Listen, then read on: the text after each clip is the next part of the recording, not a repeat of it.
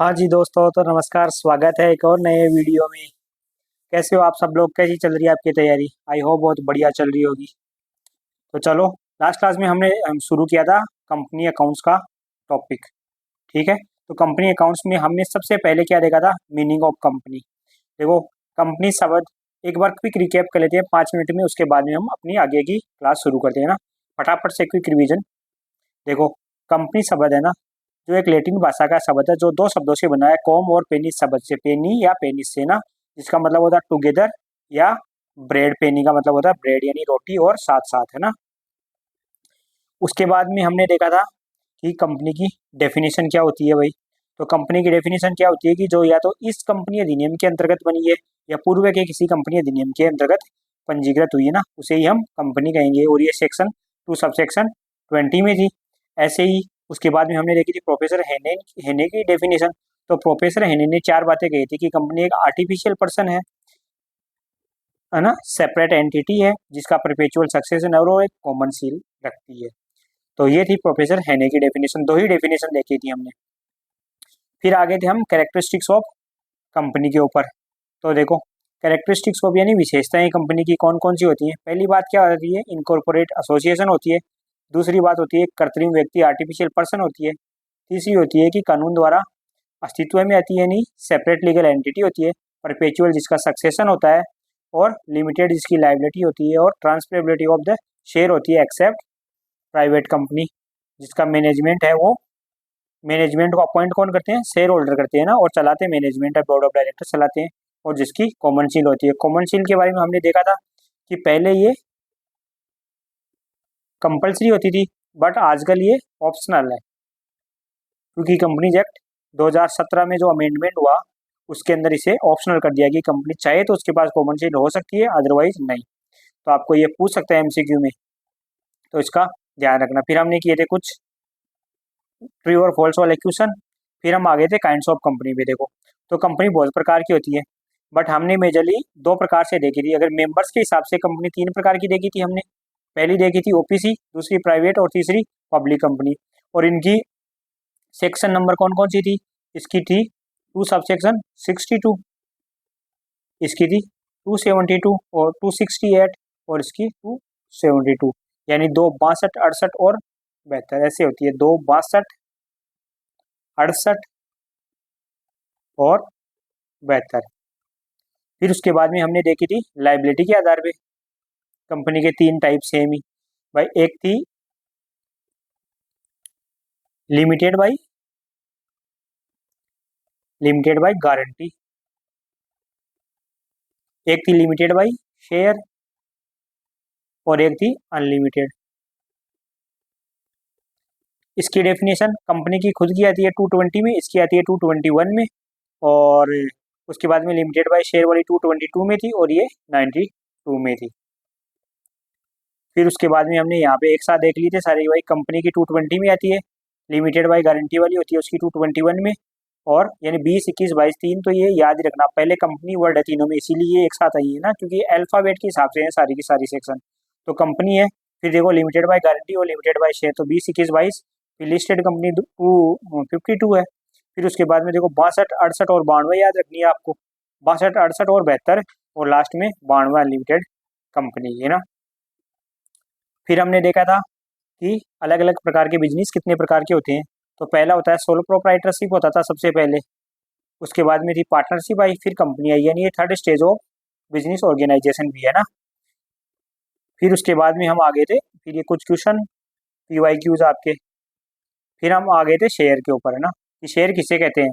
जो total capital होता है उसको हम छोटे छोटे टुकड़ों में डिवाइड करते हैं, तो जो स्मॉल इंडिविजुअल यूनिट होती है उसे हम कहेंगे शेयर। उसके बाद में हमने देखा था कि टाइप ऑफ शेयर में हमने देखा था भाई, शेयर 2 प्रकार के होते हैं। एक होता है इक्विटी शेयर, और दूसरा होता है प्रेफरेंस शेयर। देखो, इक्विटी शेयर और प्रेफरेंस शेयर। फिर हमने प्रेफरेंस के बहुत सारे टाइप देखे थे। पहला देखा था हमने क्यूमुलेटिव, कि जिनका जो एरिया डिविडेंड होता है वो क्यूमुलेट होता जाता है, यानी जिनको अगर बकाया डिविडेंड है ना वो संचय होता जाता है ना, उसे कहते हैं क्यूमुलेटिव। और जो बाकी के बच के उसे कहेंगे नॉन क्यूमुलेटिव। ऐसे ही कहलाता है पार्टिसिपेटिव और नॉन पार्टिसिपेटिव। कि जो बच्चे भी लाभ में हिस्सा प्राप्त करता है उसे तो कहते हैं हम पार्टिसिपेटिव, और बाकी को कहते हैं नॉन पार्टिसिपेटिव। फिर आएगा रिडीमेबल और नॉन रिडीमेबल, कि जिनको कंपनी अपने जीवन काल के दौरान पैसा वापस दे देती है उनको कहते हैं रिडीमेबल, और जिनको जीवन काल के दौरान पैसा वापस नहीं करती है उनको कहते हैं रिडीमेबल। बट वाइंडिंग अप पे तो इनको भी पैसा मिल जाएगा ना। फिर होता है कन्वर्टेबल और नॉन कन्वर्टेबल, जिनको हम इक्विटी शेयर में कन्वर्ट कर देते हैं या ऑप्शन देते हैं कन्वर्जन का, उनको कहते हैं कन्वर्टेबल, बाकी को नॉन कन्वर्टेबल। और प्रेफरेंस शेयर होते हैं ना, इनको दो प्रकार के राइट होते हैं। पहला होता है डिविडेंड पे, यानी दो पूर्वाधिकार होते हैं, एक डिविडेंड पे होता है और दूसरा कैपिटल पे। ठीक है, कि इक्विटी शेयर होल्डर से पहले इनको डिविडेंड मिलेगा और इनको पहले ही कैपिटल मिलेगी वापस। तो यहां तक हमने देखा था। अब हम शुरू करने जा रहे हैं आज अपनी आगे की क्लास।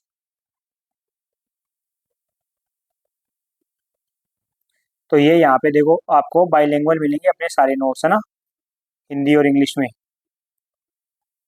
जैसे ये देखो रिडीमेबल प्रेफरेंस शेयर आ गया ना, तो इसके ऊपर यहाँ पे लिखा है कि the preference share which can be redeemed by the company on earlier than, कब कर सकते हैं, सर्टेन डेट पे, या फिर are called redeemable preference share कहेंगे, are called redeemable preference share, है ना।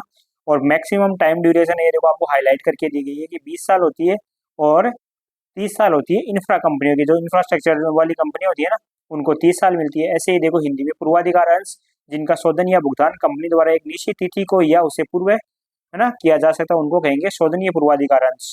और अधिकतम समय सीमा क्या है, 20 साल है, बट जो इंफ्रा कंपनी उनके केस में 30 वर्ष होती है। तो आपको अपने सारे के सारे नोट्स मिलेंगे बाइलिंगुअल, है ना। फिर ये यहाँ पे नीचे दे दिया डिफरेंस की इक्विटी शेयर और प्रेफरेंस में क्या डिफरेंस होता है ना। चलो अब देखते हैं हम आज इश्यू ऑफ शेयर।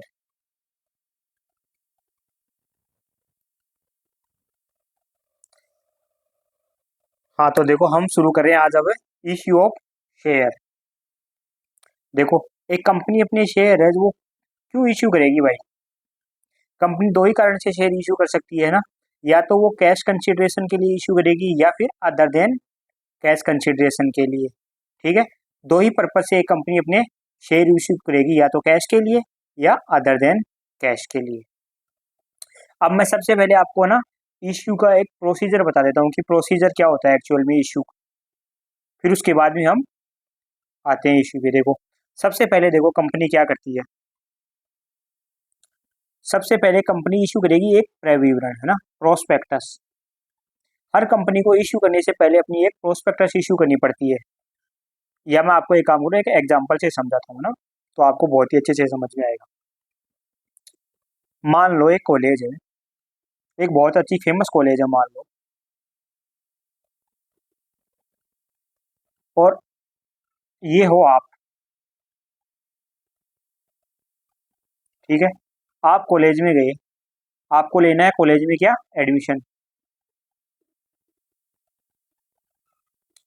अब तो आप कॉलेज में जाओगे तो जैसे ही आप कॉलेज के गेट में एंटर होगे, ठीक है, और वहाँ पे रिसेप्शन पे जाके बोलोगे कि मुझे एडमिशन लेना है ना, तो वो आपको क्या करेंगे, सबसे पहले एक मोटी सी बुक पकड़ाएंगे, पकड़ाएंगे कि नहीं, जिसमें उस उनकी जो कॉलेज की है जो बहुत सारी फोटोएं होंगी, बहुत सारे फंक्शन की, और जितनी भी फैसिलिटी है कि उनके पास, हमारे पास ये फैसिलिटी है वो फैसिलिटी है, ये हमारे यहाँ से गोल्ड मेडलिस्ट रहे हुए हैं, या कोई मुख्यमंत्री, राष्ट्रपति, प्रधानमंत्री आए उनकी फोटोग्राफ्स है, बहुत सारे अवार्ड्स की फोटोग्राफ्स होगी ना, तो वो आपको एंटर होते ही देंगे एक प्रोस्पेक्टस। उसके बाद में प्रोस्पेक्टस देंगे, फिर आप प्रोस्पेक्टस बैठे बैठे देखोगे, आपको अगर प्रोस्पेक्टस अच्छी लगेगी तो आप क्या करोगे, एप्लीकेशन भर के, एप्लीकेशन फॉर्म भर के दोगे उनको। तो आप करोगे उसमें एप्लीकेशन, फिर एप्लीकेशन के बाद में क्या करेंगे कॉलेज वाले, भाई कॉलेज, मान लो गवर्नमेंट कॉलेज है तो लिमिटेड सीट है भाई, जैसे मान लो कि फिक्स ही है उनके पास 150 सीटें हैं, उनको 150 सीटें ही लेनी है मान लो, जैसे आरपीएससी का मान लो, या कोई भी बैच चल रहा है उनका, मान लो किसी भी, मान लो भी आपकी एमकॉम की सीटें हैं, फिक्स सीटें हैं उनके पास 150, तो वो 150 बच्चे लेंगे, इससे ज़्यादा लेंगे नहीं। तो वो क्या करेंगे भाई, उन्होंने प्रोस्पेक्टस तो दी मान लो 1000 बच्चों को, पब्लिक में पूरी में इश्यू कर दी उन्होंने, तो चाहे जितने बच्चे लो प्रोस्पेक्टस, उनको कोई मना ही नहीं है। फिर उनके पास एप्लीकेशन आई मान लो कितने भी, उसमें से उन्होंने कुछ बच्चों को सीट अलॉट कर दी भाई, जिनके अच्छे नंबर होते हैं वो नंबर के हिसाब से, या या फिर पहले आओ पहले पाओ स्कीम के अंदर होगा। तो कैसे भी मान लो उन्होंने सीट अलॉट कर दी, तो उसे कहेंगे हम अलॉटमेंट। ठीक है। अलॉटमेंट के बाद में क्या होगा भाई, अलॉटमेंट में वो आपसे कुछ पैसा ले लेते हैं भाई। जैसे मान लो कि एप्लीकेशन फीस के साथ उन्होंने बोला कि हम 1,000 रुपये लेंगे, फिर उसके बाद में आपको जब सीट अलॉट कर देंगे ना, तब वो बोलेंगे कि हम आपसे 10,000 रुपये इस दिन लेंगे। फिर आप बोलोगे कि सर पूरा पैसा तो मेरे पास एक साथ है नहीं, और इनकी जो फीस है ना टोटल एमकॉम की, मान लो ये है 50,000 रुपये। तो आपने 1,000 और प्लस 1,000 एडमिशन के लगे या इसी के अंदर इंक्लूड मान लो आप इसको, तो आपसे 1,000 रुपये इन्होंने एप्लीकेशन पे ले लिए, और इन्होंने आपसे 20,000 रुपये अलॉटमेंट पे ले लिए। टोटल ले लिए इन्होंने 21,000। अब बोलोगे सर मेरे पास पूरे पैसे तो एक साथ है नहीं, मैं तो इंस्टॉलमेंट में दूंगा। तो वो क्या करेंगे, आपकी इंस्टॉलमेंट बनाएंगे और मैसेज आएगा आपके पास कि आपकी इंस्टॉलमेंट ड्यू हो रही है ना। तो ये हो जाएगी आपकी फर्स्ट कॉल। और मान लो कि ये फर्स्ट कॉल भी आपकी 20,000 की। फिर आएगी सेकंड कॉल आपकी, ये आ गई आपकी बैलेंस 9,000 रुपये की। ठीक है। तो देखो सबसे पहले आप जब ये एंटर हुए तब उन्होंने क्या किया, आपको दी एक प्रोस्पेक्टस। प्रोस्पेक्टस देखिए आपने, आपको कॉलेज अच्छी लगी, आपको लगा कि ठीक है यार कॉलेज का अच्छा रिकॉर्ड है, यहाँ से प्लेसमेंट भी होते हैं, बहुत अच्छी कॉलेज है, रेपुटेशन भी अच्छी है। तो फिर आपने भरा एप्लीकेशन फॉर्म और उसके साथ में फीस दी 1,000 रुपये। फिर आपको सीट हो गई अलॉट, मान लो आपके बहुत अच्छे नंबर थे, आप तो इंटेलिजेंट थे, तो अलॉटमेंट हो गई सीट, आपको सीट आवंटित हो गई। तो आवंटन के साथ में आपसे ले ली उन्होंने 20,000 रुपये, बट फीस आपके पास पूरी नहीं थी, तो आपने बनवा ली 2 इंस्टॉलमेंट उनसे। तो उन्होंने आपकी बना दी, पहली इंस्टॉलमेंट बनाई 20,000 की, और दूसरी इंस्टॉलमेंट बनाई इन्होंने आपकी 9,000 की। सेम प्रोसीजर लगता है शेयर पे। अब इस कॉलेज की जगह लिख दो कंपनी, है ना, और आपकी जगह बना दो शेयर होल्डर, बस। तो आप जैसे ही जाओगे ना, तो सबसे पहले क्या होगा, आपको दी जाएगी प्रोस्पेक्टस। कंपनी है जो पूरी पब्लिक में प्रोस्पेक्टस इशू करती है अपनी, जिसको चाहिए वो ले लो, और प्रोस्पेक्टस के साथ में आता है एप्लीकेशन फॉर्म। आप एप्लीकेशन भर दो, फिर आपको जितने भी मैनेजमेंट डिसाइड करेगा कि किस किस को शेयर अलॉट करने हैं, उनको शेयर अलॉट कर दिए जाएंगे, और उनसे कॉल मनी है तो कॉल मनी मांग लिया जाएगा। तो यही सारी स्टेप्स होती हैं भाई। ठीक है। अब देखो एक्चुअल में जो प्रोसीजर है ना, उसमें और इसमें क्या कोई फ़र्क है क्या। देखो सबसे पहले क्या किया इन्होंने, प्रोस्पेक्टस इशू कर दी। फिर प्रोस्पेक्टस के बाद में इन्होंने एप्लीकेशन ऑफ शेयर हो गया, ये लो एप्लीकेशन दे दिया लोगों ने। फिर लोगों को इन्होंने अलॉटमेंट कर दिया। अलॉटमेंट के बाद में वो एक डिफरेंट प्रोसीजर है ना। फिर ये क्या करेंगे, आपको अलॉटमेंट लेटर इशू कर देंगे भाई कि आपको ये सीट अलॉट होगी। फिर इनको क्या करना पड़ता है, जो आरओसी होता है ना, रजिस्ट्रार होता है ना, आरओसी होता है रजिस्ट्रार ऑफ कंपनी होता है, यानी इन सबका हेड ऑफिस एक होता है, उनको इनको सारी डिटेल देनी पड़ती है। तो ये अलॉटमेंट की डिटेल देंगे कि हमने इस आदमी को ये शेयर अलॉट किए, पूरी डिटेल जाती है। और फिर आपको शेयर सर्टिफिकेट इशू कर दिया जाता है एक, बस। यही भी 6 स्टेप हैं इसके अंदर। तो सबसे पहली स्टेप क्या होगी, प्रोस्पेक्टस इशू होगी 1 नंबर पे। ठीक है। तो सबसे पहले क्या होगा, प्रोस्पेक्टस आएगी। फिर उसके बाद में क्या आएगा, एप्लीकेशन आएगी। एप्लीकेशन के बाद में क्या आएगा, अलॉटमेंट आएगा।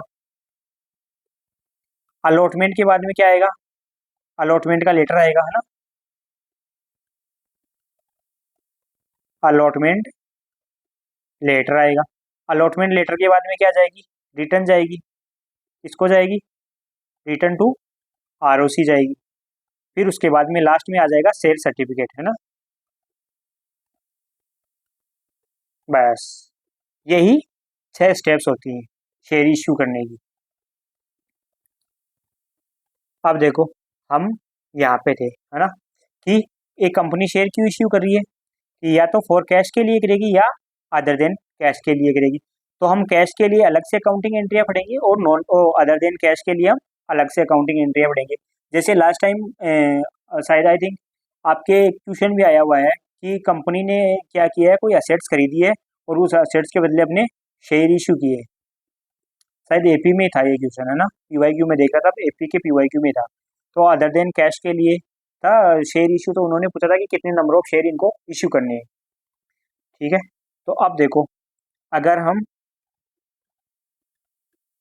कैश के लिए शेयर इशू करते हैं ना, देखो इश्यू ऑफ कैश। अब इस इश्यू ऑफ कैश में भी क्या होता है कि हमें या तो कैश प्राप्त होता है या फिर राशि, मतलब जब बैंक से प्राप्त हो जाती है, ड्राफ्ट प्राप्त हो जाता है, कैसे भी प्राप्त हो जाए, पैसा प्राप्त होना चाहिए। और अदर देन कैश के अंदर क्या होता है, या तो हम कोई व्यवसाय खरीदते हैं, या कोई हम संपत्ति खरीदते हैं, या कोई सेवा खरीदते हैं, उनके बदले अगर शेयरों का निर्गमन किया जाता है, या कन्वर्जन भी आ जाएगा इसमें ना। अगर हम कन्वर्जन ऑफ प्रेफरेंस शेयर या डिवेंचर करते हैं ना, तो उसमें भी हमें कुछ प्राप्त नहीं होता, तो वो भी अदर देन कैश ही है। तो इनके लिए अन्य, मतलब रोकड़ के लिए अन्य किसी भी प्रतिफल के बदले अगर हम इश्यू कर रहे हैं ना, तो उसे कहेंगे हम अदर देन कैश। अब जो कैश वाला है ना, आवेदन जो एकमुश्त प्राप्त होता है ना, वो या तो एक साथ प्राप्त हो सकता है, एक मुश्त प्राप्त हो सकता है कैश में, या इंस्टॉलमेंट में प्राप्त हो सकता है। तो इंस्टॉलमेंट कौन कौन सी हो सकती है उसकी, देखो पहली इंस्टॉलमेंट होगी एप्लीकेशन पे, दूसरा आएगा अलॉटमेंट में, तीसरी आएगी फर्स्ट कॉल, और चौथी सेकंड कॉल आ जाएगी, या फिर लास्ट कॉल आ जाएगी, है ना। कितनी भी कॉल हो सकती है नीचे ना, तो आप लिख दिया ना फर्स्ट कॉल, सेकंड कॉल और फाइनल कॉल। तो सबसे पहले क्या आता है, एप्लीकेशन, फिर आएगा अलॉटमेंट, उसके बाद में फर्स्ट कॉल, फिर सेकंड कॉल, और उसके बाद में फाइनल कॉल। ठीक है, ये कोई फिक्स नहीं है कि फर्स्ट के बाद सेकंड कॉल आएगी, फर्स्ट के बाद डायरेक्ट फाइनल कॉल भी हो सकती है ना। तो अब हम आ जाते हैं नीचे। अब देखो, शेयर कंपनी इशू करती है मान लो कैश के लिए, ठीक है। अब हम आ गए पूरे कि शेयर जो पब्लिक को इशू करी है कैश वाली है ना, उसकी हम अकाउंटिंग एंट्री देंगे, नॉन कैश हम बाद में पढ़ेंगे। तो देखो कैश के लिए अगर शेयर इशू करती है भाई, कैश के बदले अगर ये कंपनी शेयर इशू करती है ना, तो वो दो वैल्यू पे इशू कर सकती है, या तो पार वैल्यू पे इशू कर सकती है, या फिर प्रीमियम पे इशू कर सकती है। देखो पार वैल्यू का मतलब क्या है भाई, 10 रुपए का शेयर है, 10 10 रुपए का शेयर है, ठीक है। अगर वो हमने 10 रुपए पे ही इशू कर दिया जनता को, तो ये तो कहलाएगा पार पे। और अगर ये हमने 15 रुपए पे इशू कर दिया, तो ये कहलाएगा प्रीमियम पे। अब एक कंपनी है जो अपने शेयर है ना, या तो पार पे इशू कर सकती है, या प्रीमियम पे इशू कर सकती है। पहले एक कॉन्सेप्ट हुआ करता था डिस्काउंट पे इशू करने का, बट आजकल सेक्शन 53 है, वो मना करती है कि आप डिस्काउंट पे शेयर इशू नहीं कर सकते। तो ओनली पार और प्रीमियम पे इशू हो सकते हैं, और डिस्काउंट पे सिर्फ ओनली स्वेट इक्विटी शेयर हो सकते हैं।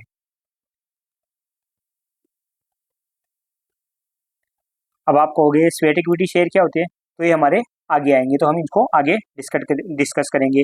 यह स्वेट इक्विटी शेयर होती है जो कंपनी अपने एम्प्लॉई या डायरेक्टर होते हैं ना, उनको इशू करती है किसी इंटेलेक्चुअल प्रॉपर्टी राइट्स, या कोई भी उनको वैल्यू एडिशन प्राप्त प्रदान करते हैं ना, उसके बदले इशू किया जाता है ना। तो हम सबसे पहले देखेंगे पार पे जो अकाउंटिंग होती है ना, वो कैसे होती है, फिर हम देखेंगे प्रीमियम पे, फिर हम देखेंगे इनकी है ना एक मुश्त और इंस्टॉलमेंट वाली सारी की सारी अलग अलग। उसके बाद में हम आएंगे जो नॉन कैश कंसिडरेशन वाले शेयर हैं उनके, उनकी काउंटिंग एंट्री किस प्रकार होगी, और फिर आ जाएंगे हम स्वेट इक्विटी शेयर। तो देखो सबसे पहले कि issue of share on par value, ठीक है। तो पार वैल्यू का मतलब क्या होता है, देखो कि अगर कंपनी द्वारा, एक कंपनी द्वारा अगर 10 रुपए वाले किसी शेयर का निर्गमन 10 रुपए प्रति अंश पर ही किया जाता है ना, तो उसे कहेंगे हम सममूल्य पर निर्गमन। यानी 10 रुपए का शेयर था, और हमने जनता को भी 10 रुपए में ही इश्यू कर दिया, तो इसे क्या कहेंगे, पार वैल्यू पर इश्यू, और हिंदी में कहेंगे हम इसे सम मूल्य पर निर्गमन।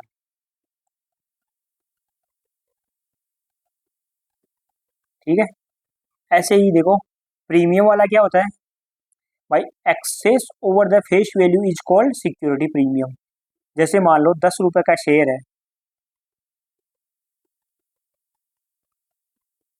ना, 10 रुपए फेस वैल्यू बोल दो आप चाहे इसे, या नॉमिनल वैल्यू बोल दो, ये दोनों अलग अलग नहीं होती, सेम ही होती है। फेस वैल्यू का मतलब होता है, जैसे मान लो अभी आजकल तो क्या शेयर होते हैं ना जो इलेक्ट्रॉनिक फॉर्म में आते हैं, तो आपको देखने को नहीं मिलते। बट पहले पुराने जमाने में क्या होते थे, शेयर ऐसे आते थे पर्ची के फॉर्म में ना, और उसके ऊपर लिखा हुआ होता था, और उसके ऊपर यहाँ पे वैल्यू लिखी होती थी कि ये शेयर कितने रुपए का है, 10 रुपए का। तो ये इसके फेस के ऊपर लिखी हुई है ना, इसीलिए हम इसे कहते थे फेस वैल्यू। फेस वैल्यू या नॉमिनल वैल्यू, तो इसी का नाम था फेस वैल्यू या नॉमिनल वैल्यू। ठीक है, तो 10 रुपए का शेयर अगर है ना इश्यू किया हमने, अगर 15 रुपए में, तो ये जो 5 रुपए एक्सेस वाले है ना, ये क्या कहलाएगा, ये कहलाएगा security premium. And security premium है ना, वो एक कैपिटल रिसिप्ट है, ध्यान रखना, ये भी क्वेश्चन आया हुआ है एग्जाम के अंदर, तो इस वर्ड को लगा लो इम्पोर्टेंट। ठीक है, और ये सिक्योरिटी जो प्रीमियम है ना, ये कहाँ पे जाके क्रेडिट होगा, सिक्योरिटी प्रीमियम अकाउंट में, क्योंकि ये एक प्रकार का कैपिटल रिसिप्ट है ना।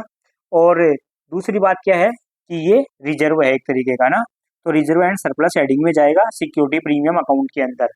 तो जो रिजर्व एंड सरप्लस होते हैं वो हमारी बैलेंस शीट होती है, उसके लेफ्ट हैंड साइड आते हैं, तो इनका क्रेडिट बैलेंस होता है हमेशा। और इसके साथ में सेक्शन कंपनी की कौन सी लगती है इस पर, सेक्शन 52।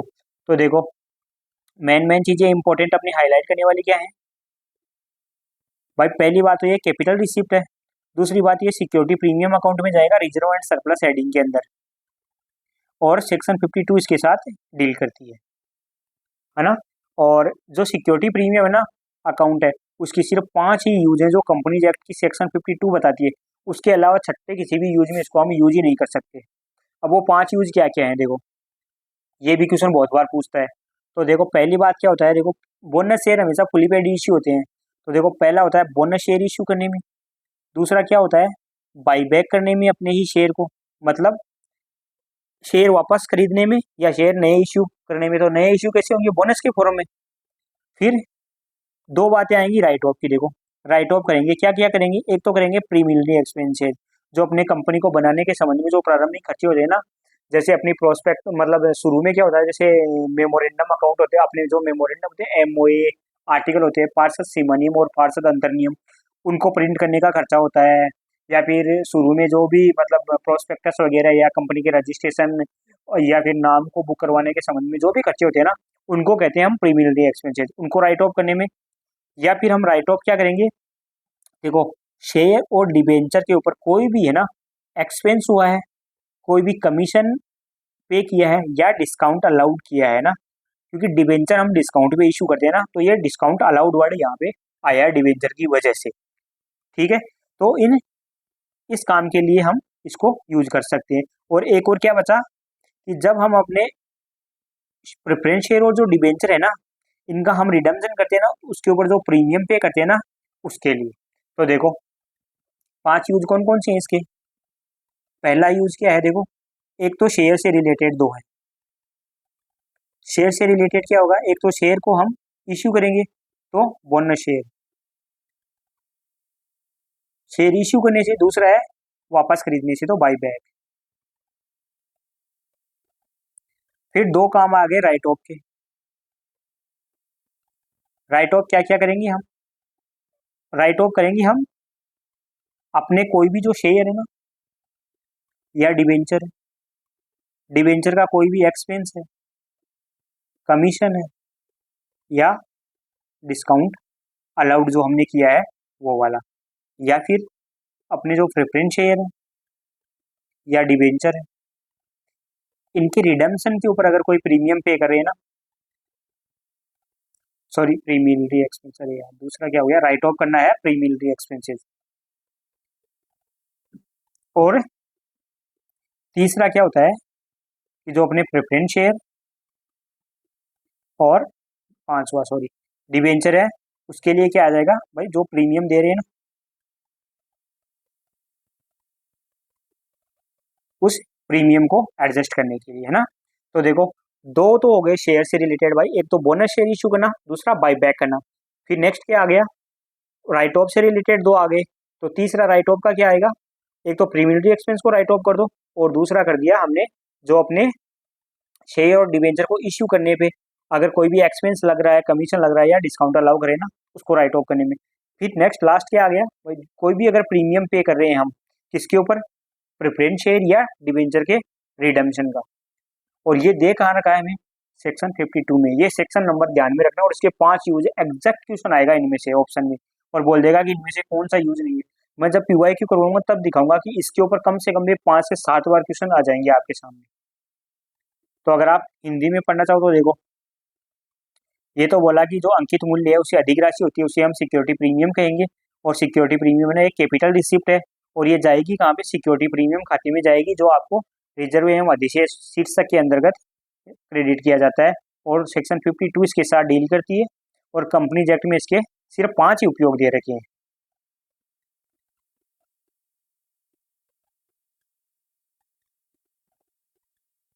अब आगे हमने प्रोसेस जो देखी थी उस प्रोसेस को हम डिटेल में देख लेते हैं ना, क्योंकि उसके अंदर भी क्या छोटी छोटी बातें आएंगी। जैसे हमने अब एप्लीकेशन देखा, तो उस एप्लीकेशन के अंदर भी खूब सारी बातें आएंगी कि एप्लीकेशन मनी कितना हो सकता है। फिर आएगा अलॉटमेंट, तो अलॉटमेंट कब कर सकती है कंपनी, है ना, मिनिमम सब्सक्रिप्शन वगैरह के बारे में, और वो सारी चीज़ें आएंगी, है ना। तो वो छोटी छोटी बातें और देख लेते हैं, क्योंकि उनमें से डायरेक्ट क्वेश्चन आ जाता है आपके। तो देखो भाई, अंशों के निर्गमन की प्रक्रिया क्या है भाई, procedure for issue of share क्या है। तो देखो, जो भी कंपनियां अगर शेयर इशू करती है ना, वो उनको कौन डील करता है भाई, कंपनीज एक्ट डील करता है। और साथ में कौन डील करता है, सेबी डील करती है उन्हें, security exchange board of India. अगर आप लिस्टेड कंपनी हो ना, तो उस केस में फिर देखो, सबसे पहले कंपनी क्या करती है, एक विवरण इश्यू करती है, यानी एक प्रोस्पेक्टस इश्यू करती है। उसके बाद में कंपनी क्या करेगी भाई, अंशों के लिए आवेदन यानी जनता करेगी, शेयरों के लिए एप्लीकेशन देगी जनता। अब जो एप्लीकेशन मनी है ना, वो मिनिमम कितना होना चाहिए। तो देखो, कंपनीज एक्ट है ना, एज पर कंपनीज एक्ट, ये देखो आप, एज पर कंपनीज एक्ट की जो सेक्शन है 39 सबसेक्शन 2, ये बोलती है कि कम से कम जो मिनिमम है ना, वो आपकी क्या होनी चाहिए, फेस वैल्यू बोल दो इसको, अंकित मूल्य बोल दो इसको, नॉमिनल वैल्यू बोल दो, कि इसकी 5% वैल्यू आपको प्राप्त होनी ही होनी चाहिए। लेकिन सेबी क्या बोलती है, ये देखो आप, कि जितने रुपए में आप इश्यू करे हो ना, निर्गमन मूल्य उसके 25% से कम नहीं होनी चाहिए भाई। तो ये देखो भाई, एप्लीकेशन मनी, है ना, एप्लीकेशन मनी,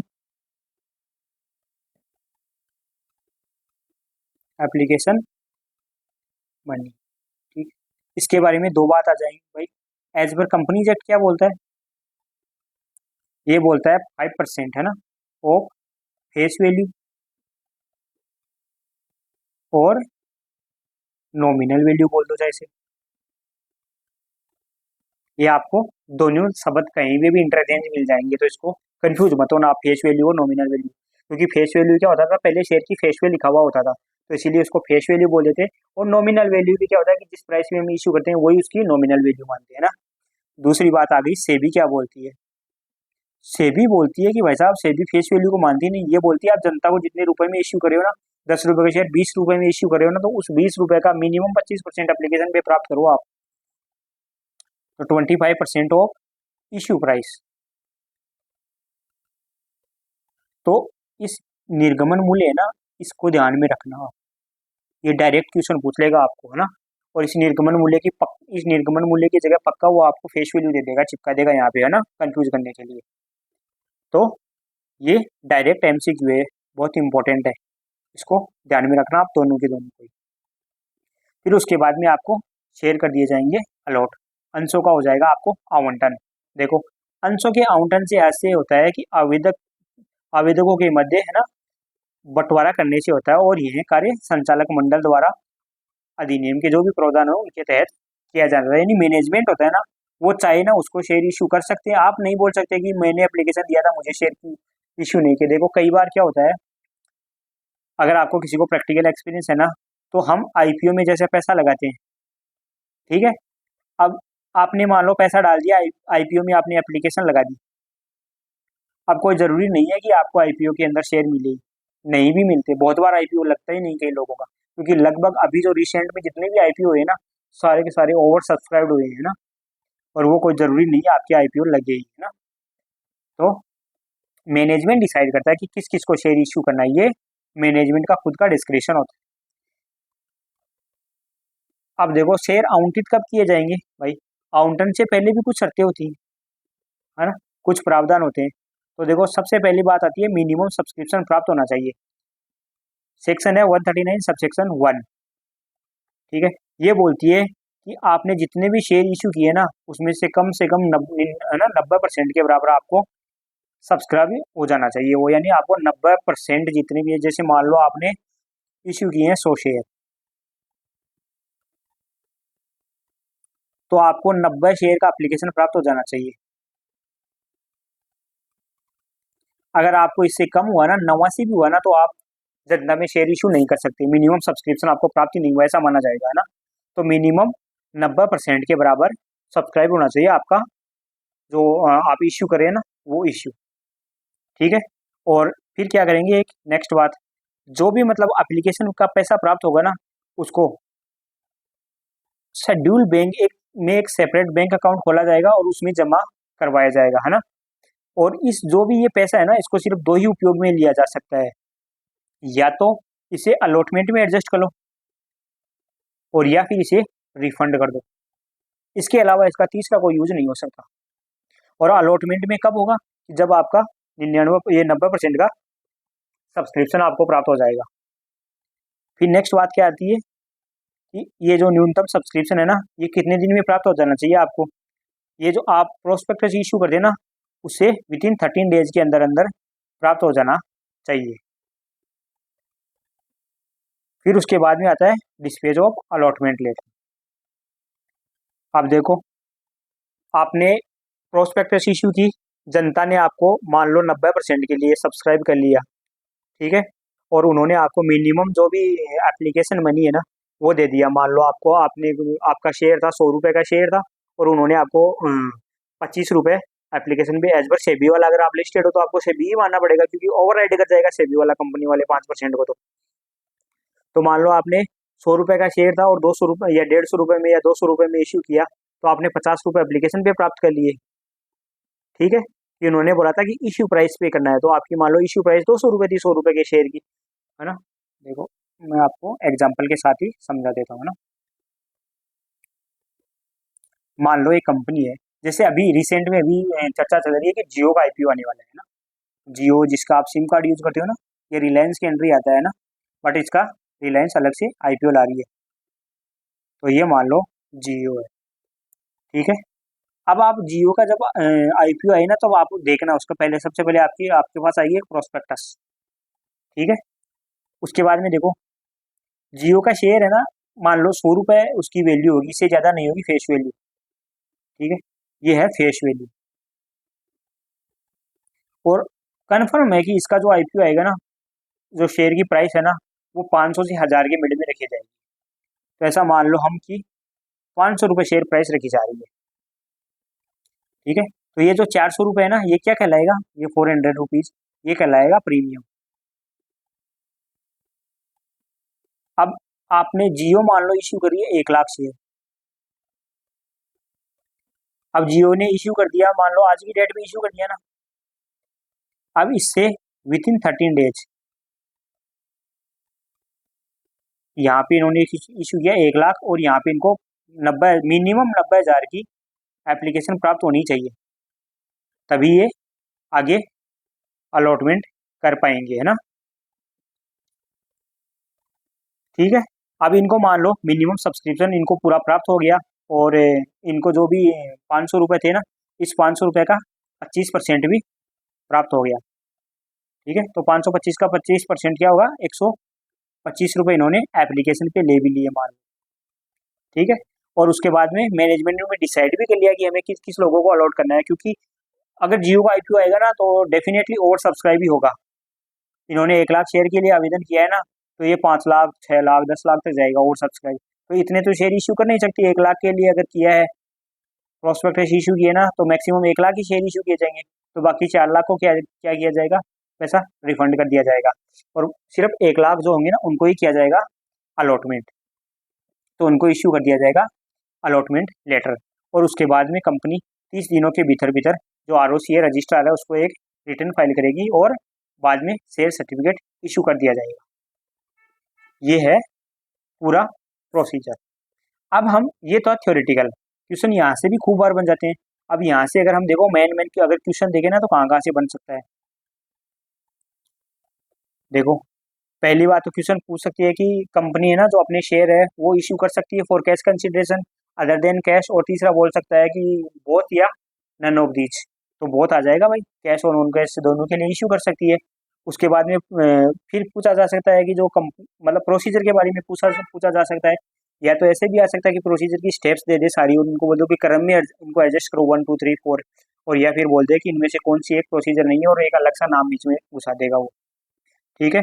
उसके बाद में आपको पूछा जा सकता है जो सिक्योरिटी प्रीमियम की सेक्शन पूछी जा सकती है, सबसे मेन इंपॉर्टेंट है ना ये जो सिक्योरिटी प्रीमियम वाली है ना, सेक्शन नंबर और इसके जो 5 यूज है ना, ये पूछे जा सकते हैं। और ये पूछा जा सकता है कि ये जो सिक्योरिटी प्रीमियम है ना, ये कैपिटल रिसिप्ट है या रेवेन्यू रिसिप्ट है। तो ये कैपिटल रिसिप्ट है ना, और इसके 5 यूज है, 2 शेयर वाले, 2 राइट ऑफ वाले, और एक जो अपना प्रीमियम वाला।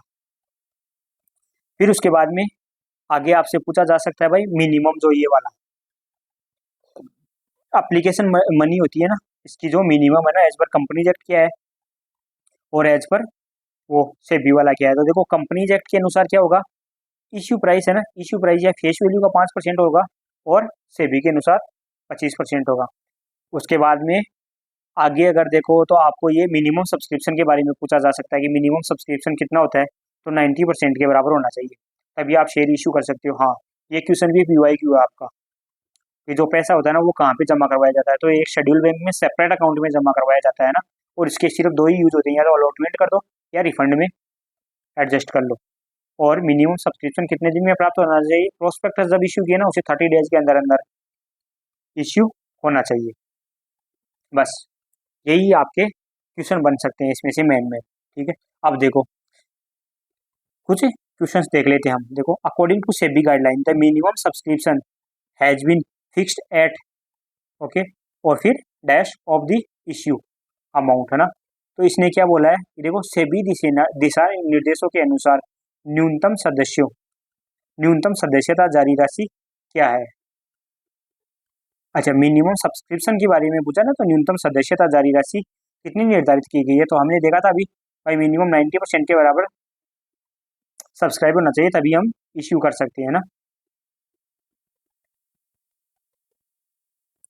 फिर नेक्स्ट क्वेश्चन क्या बोल रहा है, नेक्स्ट क्वेश्चन बोल रखा है कि देखो one of the condition in addition to other और allotment of share. Allotment of share के लिए कोई एक्स्ट्रा कंडीशन क्या है भाई, रिजोल्यूशन इन जनरल में टिक पास करना पड़ता है, रेशियो मिनिमम सब्सक्रिप्शन होता है, या फुल सब्सक्रिप्शन भाई पब्लिक होना चाहिए, या फुली पेमेंट ऑन एप्लीकेशन। तो देखो फुली पेमेंट ऑन एप्लीकेशन की तो कोई जरूरी नहीं है, इंस्टॉलमेंट में भी हो सकता है। दूसरा बोलता है कि फुल सब्सक्राइब की भी कोई जरूरत नहीं, अंडर सब्सक्राइब भी हो सकता है, ओवर सब्सक्राइब भी हो सकता है। फिर मिनिमम ये जरूरी है भाई, मिनिमम सब्सक्रिप्शन है 90% के बराबर प्राप्त होना चाहिए, और रिजोल्यूशन की कोई जरूरत नहीं है, क्योंकि बोर्ड ऑफ डायरेक्टर है वो अपने हिसाब से इश्यू करते हैं ये सब चीजें। तो ऑप्शन बी हो जाएगा इसमें करेक्ट। नेक्स्ट क्वेश्चन क्या बोल रहा है कि person who start the company are called, जो व्यक्ति कंपनी की स्थापना करते हैं उनको क्या कहते हैं, तो उनको कहा जाता है प्रमोटर। क्योंकि शेयर होल्डर क्या होते हैं, बाद में बनते हैं मेंबर, डायरेक्टर होते हैं, इनको शेयर होल्डर बाद में अपॉइंट करते हैं, और हर साल अपॉइंट करते जाते हैं, क्योंकि इनमें से 1/4 होते हैं वो हर साल रिटायर होते हैं। फिर होता है ऑडिटर होता है, इसकी अपॉइंटमेंट क्या होती है कि जो गवर्नमेंट कंपनी है उसमें तो हर साल होती है, और पब्लिक कंपनी होती है उसके अंदर क्या होती है कि 5 साल के लिए होती है, और प्राइवेट कंपनी के अंदर मैनेजमेंट चाहे वैसे अपॉइंट करे अपने हिसाब से। तो ये हो जाएंगे promoter, option C is correct answer.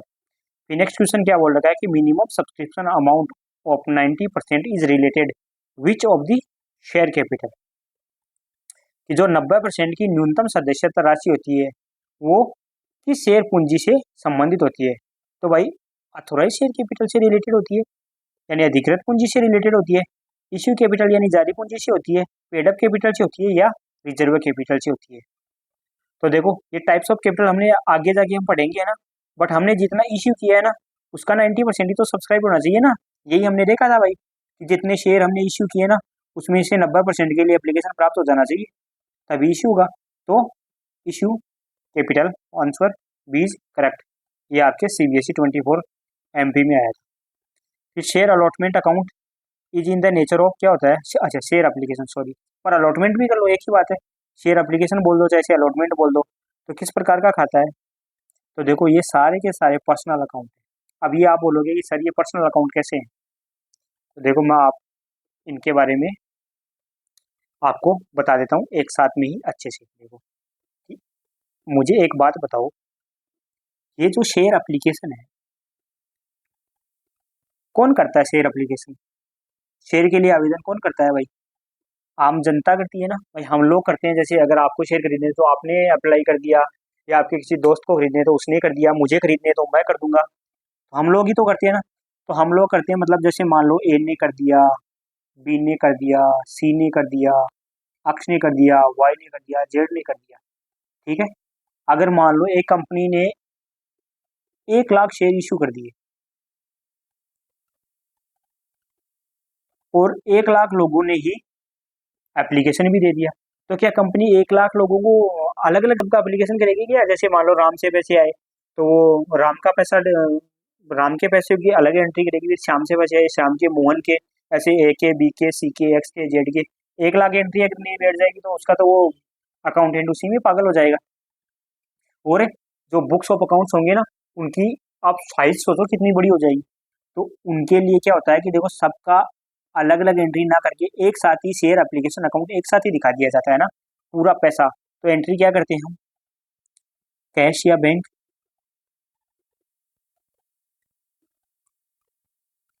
To, देखो, अगर हमें एक्चुअल में एंट्री हमें करनी चाहिए थी क्या, A's account, to B's account, ऐसे हम 1 लाख लोगों का नाम लिखते हैं यहाँ पे, है ना।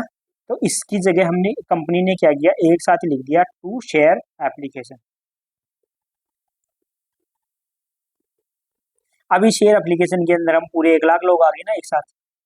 तो ये शेयर एप्लीकेशन अकाउंट किसको रिप्रेजेंट कर रहा है, हम सब 1 लाख लोगों को रिप्रेजेंट कर रहा है ना। तो ये हमारा अकाउंट हो गया। और ये अगर किसी पर्सन को रिप्रेजेंट कर रहा है, तो ये रिप्रेजेंटेटिव पर्सनल अकाउंट हो गया।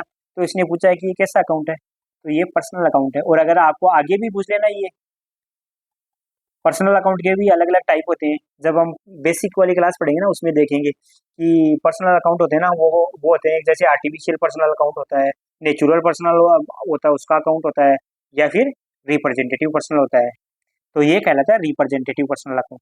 ऐसे ही शेयर एप्लीकेशन है ना, जैसे देखो, शेयर एप्लीकेशन अकाउंट, अब ये भी 1 लाख लोगों को रिप्रेजेंट कर रहा है ना। अब मुझे ये बताओ, आप शेयर अलॉटमेंट अकाउंट किसका होगा, इसका नेचर बताओ भाई।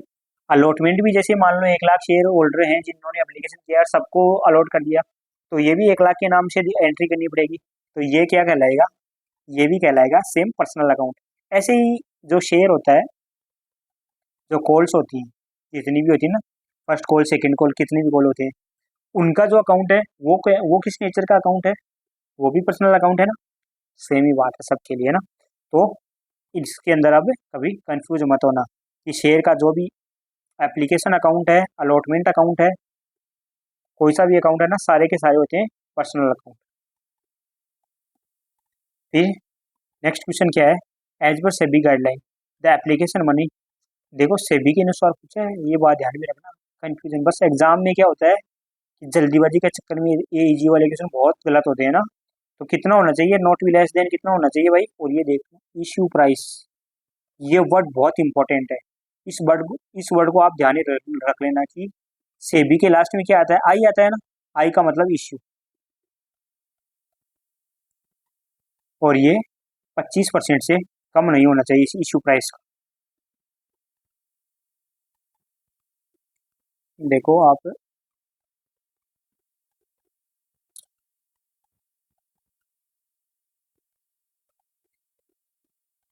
भाई,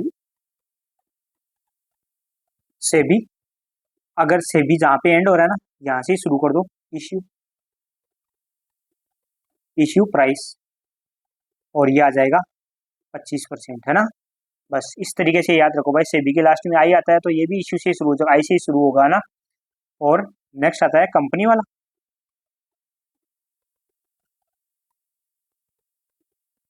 तो सी के एकदम पास में क्या आएगा, एज वैल्यू।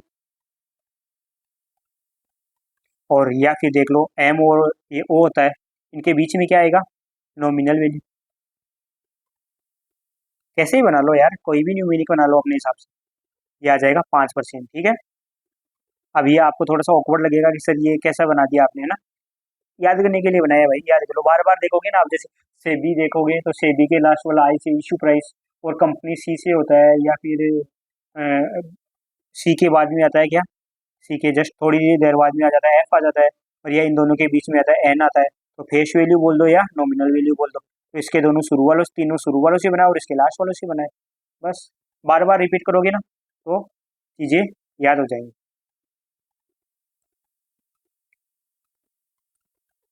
तो ये क्या है, इसका आंसर क्या हो जाएगा, सेबी के अनुसार पूछा है ना, तो सेबी के अनुसार इश्यू प्राइस का 25% होना चाहिए। फिर उसके बाद में नेक्स्ट क्वेश्चन है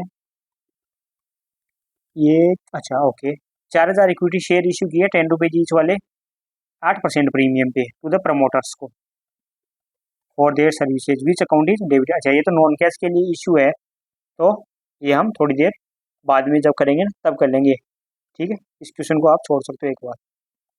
तो चलो आज की क्लास रखते हैं यहीं तक। नेक्स्ट क्लास के अंदर हम करेंगे इश्यू की सभी एंट्रियाँ। देखो ये थ्योरेटिकल पोर्शन था, थोड़ा बोरिंग भी हो सकता है ना। अब आगे जैसे प्रैक्टिकल आ जाएगा ना तो आपको हो जाएंगे एंट्रियों में मजा आ जाएगा एंट्रियाँ करने में, है ना। चलो ठीक है, मिलते हैं नेक्स्ट क्लास के अंदर।